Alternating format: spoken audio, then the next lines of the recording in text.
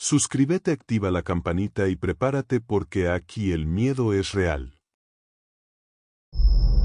Quisiera contarles una serie de experiencias que nos pasó a unos primos de mi esposa y a mí también. No fue en las mismas fechas, pero todos consideramos que sí existe una relación entre una y otra. De antemano me gustaría asegurarles que esto que les contaré cuenta con el consentimiento de la familia y que, si ellos llegan a escuchar el relato, se cuenta con el consentimiento de todos. No diré apellidos o nombres, y si lo hago serán algunos ficticios. Aún así, las experiencias que se vivieron serán fácilmente reconocibles para los involucrados. Sin más, he aquí lo que nos sucedió hace algunos años y un mes atrás. La familia de mi esposa es muy unida, me ha tocado ver una grata relación entre todos, y particularmente puedo asegurarles que esta unión es bien fundamentada por los abuelos. Yo jamás he escuchado o visto en mi vida una relación tan unida de los abuelos de mi esposa, don Julián y doña Epifanía. Siempre estaban muy juntos, nunca se separaba uno del otro. Si don Julián iba a la tienda, allá iba doña Epifanía detrás de él, que, si doña Epifanía se iba a misa, a pesar de que a don Julián no le gustaba ir, allá iba él atrás de ella. Era realmente una relación muy bonita. Asimismo, toda la familia ayudaba a cuidarles, ya sea haciéndoles de comer o llevarlos al médico, pero siempre fueron ellos dos. Vivían en una casa mediana, suficiente para ellos y adecuada para recibir algunas visitas. Los nietos eran los que más llegaban en fines de semana, y cuando menos lo esperábamos toda la familia se había reunido en la casa de los abuelos. Siendo honesto, era una relación familiar perfecta, única en su tipo y lo mejor que a mí me pudo haber pasado. Pero las cosas cambian y no siempre son para bien. Creo que se podría considerar que todo comenzó ya más de 15 años atrás. La fecha exacta no la recuerdo, pero sí estoy bastante seguro de que fue muchos años atrás. Era una tarde gris, había comenzado a llover y la señal del televisor se había ido. Después de moverle varias veces, don Julián optó por salir al patio y se percató que la antena se había caído. Le comentó a doña Epifanía que no se iría lejos, solo subiría a arreglar la antena para que ambos pudieran mirar la novela. Logró subir sin complicación, y cuando terminó de repararla, se alejó un poco de ella para contemplar cómo había quedado. Sin embargo, no se dio cuenta y pisó la caleta de agua y ésta no pudo soportar su peso, provocando que don Julián cayera desde el segundo piso y perdiera la vida en un abrir y cerrar de ojos. Doña Epifanía presenció todo desde su sala, se levantó del sillón para ir a socorrer a su marido, pero don Julián ya estaba muerto. Fue doloroso saber que esa ocasión doña Epifanía no podría seguir a su marido a donde se dirigía esta vez. Ella se sentía culpable de lo sucedido ya que desde un principio le pidió a su marido que arreglara la antena.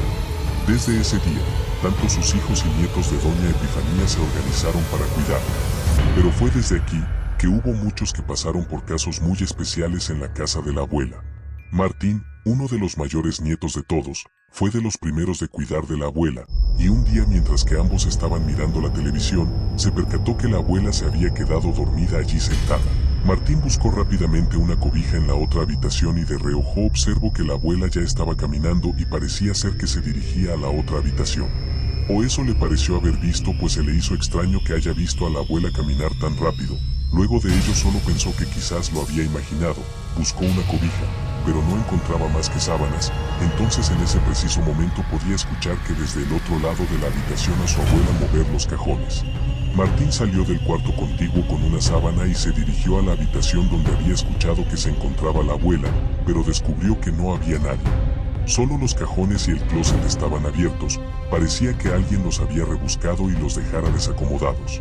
Pensó que quizás la abuela se encontraba en la cocina, así que rápidamente fue a la cocina, pero se encontró con su abuela dormida y donde la había dejado. Se desconcertó bastante, él estaba seguro de que había escuchado a alguien al otro lado del cuarto, y cuando se acercó a poner la sábana sobre su regazo, ¿cuál sería su sorpresa que ya tenía una cobija puesta? A la tía Noemí le tocó pasar por un momento difícil, pues la abuela le decía constantemente que el abuelo estaba en la casa y que era necesario que lo atendiéramos, pero por más que le repetía a la abuela que el abuelo había muerto, a doña Epifanía la mirada se le perdía en una suma depresión y lo que la volvía a reanimar era ver la televisión en la sala. Una tarde, que por cierto estaba lloviendo, a la tía Noemí se le ocurrió prepararle una avena a su madre. Desde la cocina podía escuchar la televisión y con estirarse lo suficiente podía ver a la abuela sentada sobre su sillón. Entonces escucho el andar típico de mi abuela, el cual era muy parecido al arrastrar de los zapatos y se escuchaba que se dirigía a la cocina. La tía Noemí le dijo sin voltear a ver a la abuela que no fuera tan impaciente, pues la avena ya casi estaba lista, cuando escucho que detrás huyó alguien con la voz muy parecida a la del abuelo don Julián que le decía: a mí no me gusta la avena. La tía Noemí nos ha contado que en cuanto reconoció la voz de su papá dejó caer las cosas y se dio la media vuelta, pero detrás suyo no había nadie. Más aún por extraño que pareciera, ella sentía la presencia de alguien más en la cocina. Pero no fue todo lo que percibió, pues en ese momento, a un lado del refrigerador, precisamente en la puerta que daba al patio, sobre los cristales de la misma, se podía apreciar que uno de ellos se empañaba, pareciera ser que alguien le respiraba a un lado de él. La tía Noemí no quiso quedarse con las ganas y preguntó al vacío: «Papá, ¿eres tú?». Después el vidrio dejó de estar empañado. En cierto modo se comenzó a hablar en la familia que el espíritu del abuelo estaba aún rondando en la casa. Se decía que en ocasiones a mitad de la noche se escuchaba cuando alguien caminaba en los pasillos de la casa asegurándose que las puertas estuvieran cerradas. Esto era algo que acostumbraba a hacer don Julián cuando todos estaban dormidos. Pero lo que más preocupó a la familia fue cuando se encontraron a la abuela llorando sin control alguno. Su hijo Bernardo, el mayor de todos, llegó tarde para cuidar de ella, y al abrir la puerta se encontró a la abuela en la esquina del comedor llorando. Por más que intentó no podía tranquilizarla, tuvo que hablarle a la tía Noemí para que le ayudara. Un par de horas después ella les comentó que estaba sentada en el sillón de la sala y escuchó que alguien se acercaba. Pensó que se trataba de Bernardo y le habló por su nombre. Fue cuando se percató que alguien se asomaba lentamente del pasillo, para mostrarse por fin, dejando ver que se trataba del abuelo, quien le decía a la abuela: «Vieja, ya quedó la antena». Y en sus manos estaba sosteniendo el pedazo de antena que se había caído. Era obvio que aún tenía mucho remordimiento la señora.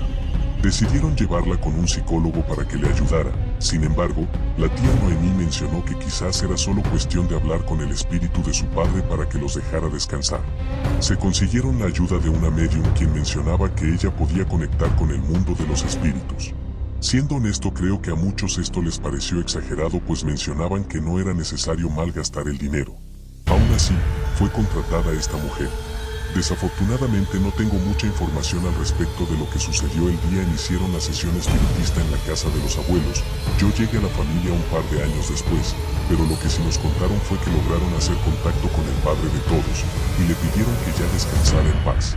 Pero que la respuesta que les había dado la medium fue lo que más les desconcertó, la cual fue la siguiente: «No estoy solo por mi mujer, sino para aquellos que le seguirán antes de que ella se vaya». Suelo ser algo creyente de este tipo de sucesos, y desafortunadamente las palabras del espíritu del abuelo han permanecido en mi cabeza todos estos años después de que ha pasado algo desafortunado. Al pasar de los años perdimos al primo Juan Carlos, que trató de frustrar un asalto en una tienda de autoservicio. El tío Bernardo perdió la vida después de luchar contra el cáncer. La tía Magdalena, quien era la menor de todos, falleció en su cama, no despertó al día siguiente.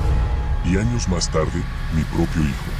Lo que más nos llamó la atención fue que conforme sucedían estos decesos en la familia, a la abuela le sucedía algo. Su memoria comenzó a fallar con el tiempo a tal grado de ya no reconocernos. Hasta hace un par de meses nos avisaron que ya estaba falleciendo. No sé si han tenido la oportunidad de despedirse de algún familiar antes de morir, pero puedo decirles a aquellos que han tenido esa oportunidad, es algo que jamás olvidarán. Nos avisaron una tarde que la abuela se encontraba muy mal, su oxigenación era muy débil y casi no respondía. Mi esposa me dijo que quería ir a verla, a lo que accedí inmediatamente y fuimos a la casa. Allí me encontré solo con las tías y primas de mi esposa. Pensé que era un momento más que nada familiar, así que me retiré hasta que me avisaran que ya podía pasar por mi esposa. Esa noche fui a dar la vuelta al parque. Me quedé sentado revisando mi celular y perdiendo el tiempo un rato, hasta que recibí una llamada, donde la voz de un hombre me decía: «Ya puedes venir por ella», y me colgó. Me imaginé que se trataba del tío Carlos, quien tenía el timbre de voz muy tosco, pero reconocible. Así que me levanté y me dirigí hacia la casa. Cuando llegué, mi esposa me abrió la puerta. Ella se encontraba llorando. Al verla en ese estado le comenté que el tío Carlos me había marcado para que ya nos fuéramos, pero si aún no estaba lista no importaba, regresaba más tarde. Pero ella se veía desconcertada. Me comentó que nadie había llegado después de que yo me fui y que solo en la casa estaban aún sus tías y sus primas, ningún hombre en la casa. Esto me desubicó totalmente. Yo estaba seguro de que había escuchado la voz de un hombre, pero eso ya no importaba, la abuela ya había fallecido hace unos minutos. No pretendo contarles todo lo que pasó durante el proceso de duelo o lo que platicaban entre todos los hijos de doña Julia, pero sí quisiera comentarles algo que platicamos mi esposa y yo un par de días después del funeral. Ella me comentó que, durante los últimos minutos de vida de la abuela, agarró mucha energía, o quizás la última que tenía, pues se le veía contenta. De hecho, llegaron a pensar que ya se sentía mejor, pero lo que decía era lo que más desconcertaba.